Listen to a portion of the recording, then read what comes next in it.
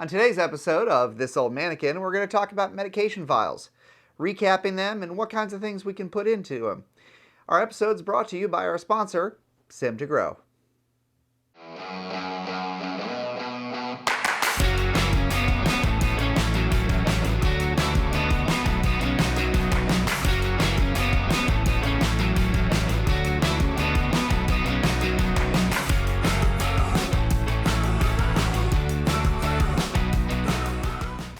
Welcome to this episode of This Old Mannequin. My name is David Schablock and I'll be your host.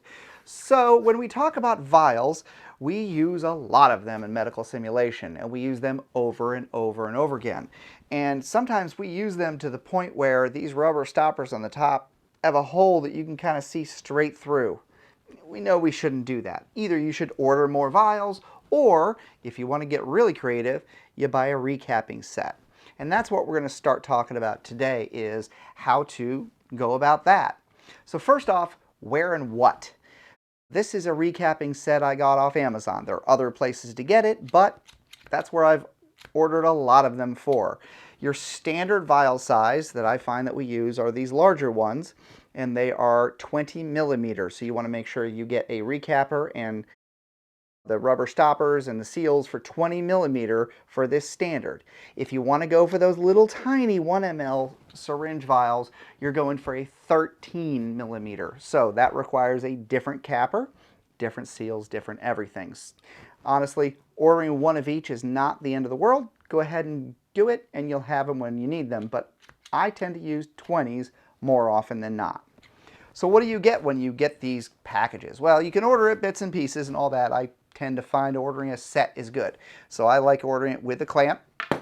A lot of times you will end up getting hundreds of the butyl rubber stoppers. You'll get 100 of the seals. Now, make sure you're getting the seals with the flip-off caps. If you really need color-coded ones that match certain things, you can find a lot of those. You're not going to find them with all the labeling on it. So you really got to see what is important to you and what is going to be important for your simulation. A lot of times we just didn't worry about it. We used all blues. But if it was for a paralytic or something like that, sometimes we'll need a different color cap. But 9 times out of 10, this set works really, really well. My set came with 100 vials too, 110 ml vials. I use those for just about everything. If it's very important to have the 1 mLs, order those with your set, but this will get you going a long time. Talking about the actual crimper itself, there is an adjustment to these, because I've seen some people where they buy this and they're like, these seals, I can't clamp them hard enough, and they don't actually clamp on my seals, they all just fall off. And that's a real thing. But what it is you can rotate these gripping little jaws that do your clamping, and you screw them in and out, and doing that adjusts how much clamping force or the level of clamping force there is, because there's a backing plate on the back and bringing that closer or farther out. So farther out, it's not going to clamp really, really well. If you do it too close, it's actually going to crimp down on your seal. Looks a little funky, but usually it works. But it doesn't take too long just to figure out the adjustment on these. After that, you just kind of put them on and clamp away, like we'll demonstrate in a second. Now, if you're in a really, really big sim center, I have heard people doing or using the mechanical crimpers. Those sound awesome, but I've never worked in a place that was that high output. I'm usually doing 50 or 100 vials at a time, and I can crank through those pretty quickly. So, like I said, we end up having our vials. We have our butyl rubber stoppers here. And then we have the seals with the flip-off tops. Now you can order seals without the flipped-off tops, but honestly that's something that my learners have all wanted, so we always order them with that. You put it on here like this. You fill it with whatever you're needing to do, whether it's the powder or a fluid of some sort, and we'll talk about those things in a minute. And then you simply put your seal on. You then go ahead and put it on like that. Give it some good clamping force, and it seals on there pretty darn nice. And therefore, you're ready to go. Okay, as far as labels, that's a whole nother set of opinions and things like that, but I will personally tell you I don't like adhesive labels. And I know that sounds weird, but I like printing out off a Google image search or whatever the rules are at your place. Some places, because they're attached to a hospital, you can't make it look too real. But yeah, I print it on plain paper and I make sure we're adding the unified label or unified image for not for human use. Make sure we're all using that because it's really important too. We don't want to have any cross usage of real meds in a simulated space or vice versa unless there are strict rules set out and that's what you're supposed to do. So then I tape on it with packaging tape. And I know that sounds a little strange, but it makes the labels look shiny. It makes them look good. You don't have so much that you roll over. You got to size it right. But the biggest thing for me is if I ever have to take that label off, it comes off very quickly, very easily. But my students have never complained. It's worked just fine. But do whatever works for you. Our state-of-the-art dispensing unit iPad and EMR iPad empowers students to effectively manage medication administration, utilizing barcode scanning and medication tags. Throughout the learning process, instructors can provide personalized guidance, ensuring that students gain confidence and competence in their nursing practice. We believe in the power of hands-on learning, ensuring safe medication practices. Now, what are we going to put in here? As with everything in Sim, you mainly want to use your distilled water. You don't really want to use anything else. Use distilled water. But a lot of people will add about 10%-ish of isopropyl alcohol. And we find that keeps things from growing, the bad things growing, the buggy boos and that sort of thing.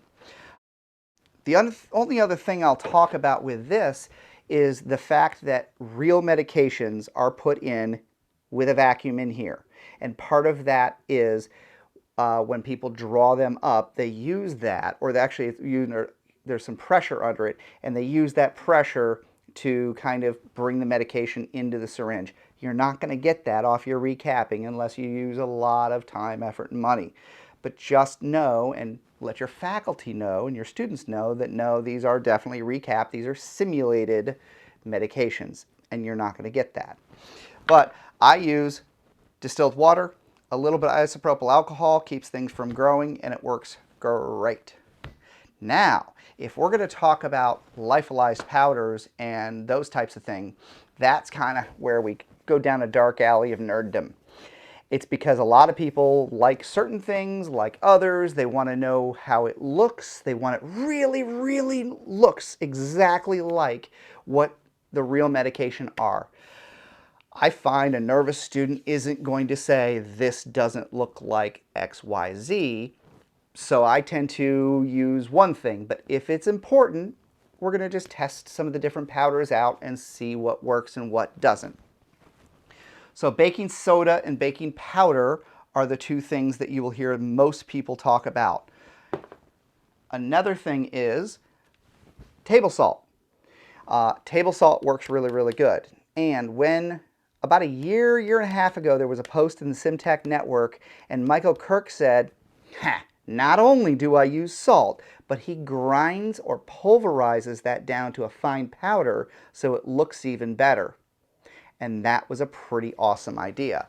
The biggest thing is we wanted something that is going to reconstitute and dilute into a fluid and is not going to clog our filters. Now, we've talked about how to remove filters and how to make things more sim-friendly, but we also don't want to put things that are going to clog up valves and mannequins and stuff like that. I don't tend to push any lyophilized powders, into a mannequin, and I don't recommend you do as well.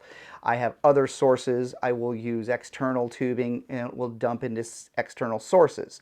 I only push distilled water into mannequins. But again, we're talking about we want a powder so that it'll meet the learning objectives of a powder that they can reconstitute and make. And salt's a pretty darn good one that won't clog things up. For many years, I used Splenda because some people like sugar, but I don't like the buggy boos that tend to walk around after you've been using sugar. So this does not get ants and all the other crawly goodnesses. The only problem I have with this is it will leave things sticky after things dry, after your liquids dry. But I just tend to wash it all out. It worked great. This Splenda for baking has a very large sort of structure on it, and I think it looked pretty good. Some people want a finer grain. So how about we show you what all these look like, and you kind of make your decision of what you want to use. So what I've got is, I've got one of these little trays here, and we're going to put a little bit in each corner of this tray and show you what that looks like.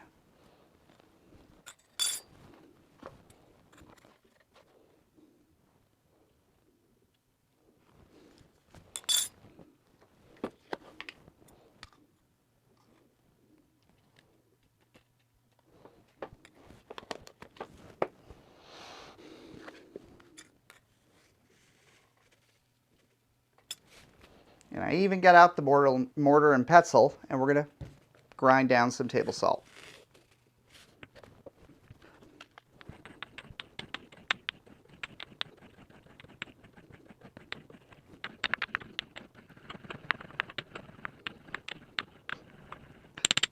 Probably not ground down to as fine of a powder as we want, but it'll meet the learning objectives.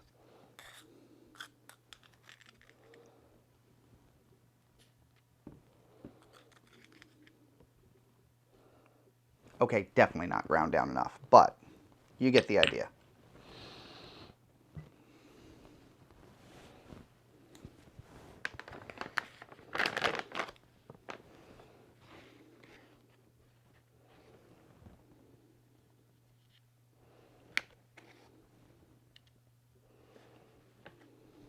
So if we put that on the tight camera here, that's what each of those looks like. So now you can make your own decision on what you want, but let's see what it looks like in the vials too. Let's put some in there.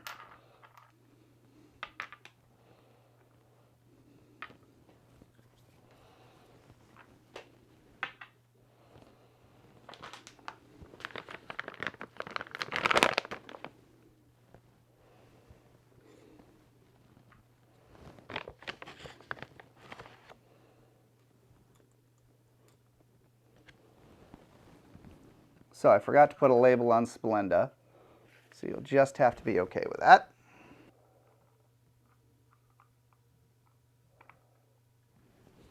That's what it looks like. Now let's put some distilled water in there and reconstitute it. See how it works. Guarantee you one of these you won't use after I do this. Here is the Splenda.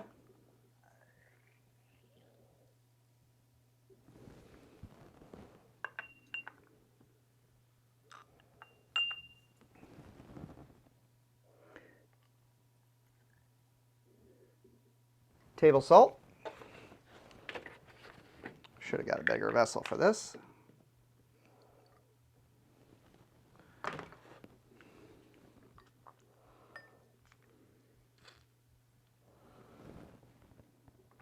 Baking soda.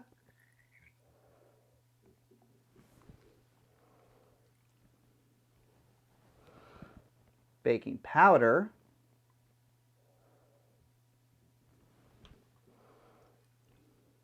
And not ground down enough, but semi-compressed, not quite powdered, table salt.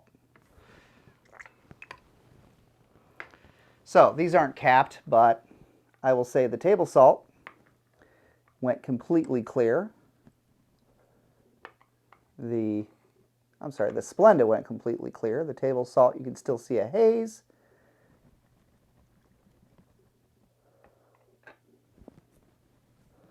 And what I want you to notice, the baking soda was fine, but the baking powder off-gases CO2. So you're actually going to get pressure buildup, and that's why I don't tend to use baking powder. And then the powdered table salt looks pretty good, but make your own choice. See what you're wanting to use. If you need sort of a yellow color or orange color, you can get powdered pigments that can work really, really well in here. Just remember, you'll have to actually break the seals off, clean them, dry them, and then reload them before your next set of Sims. That's what I would do before I would need. I would just make sure that 25 to 50 were ready, depending on how many students we had in that class, and it worked pretty darn well. But I hope this kind of shows you the ability of how you can recap your own, you can fill your own vials, and make whatever you want to put in them for lyophilized powder and that sort of thing.